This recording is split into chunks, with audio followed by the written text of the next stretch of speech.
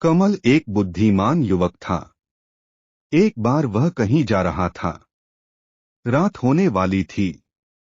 वह तेजी से चलकर जा रहा था।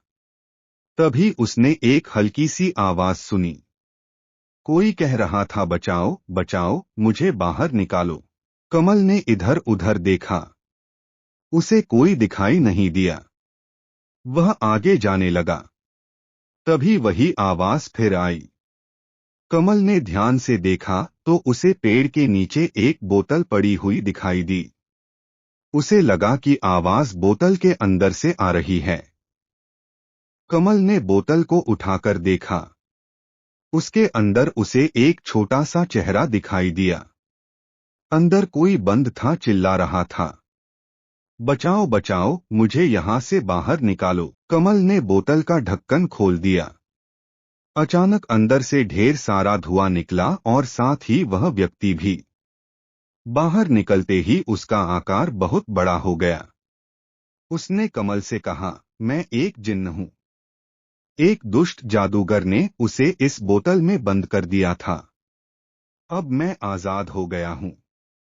मुझे बहुत भूख लगी है। अब मैं तुम्हें खाऊंगा। यह सुनकर कमल थोड़ा घबराया। लेकिन उसने जिन्न को पता नहीं लगने दिया कि उसे डर लग रहा है। उसने जिन्न से कहा, तुम मुझे बेवकूफ नहीं बना सकते। जरा अपना आकार तो देखो। और यह बोतल देखो।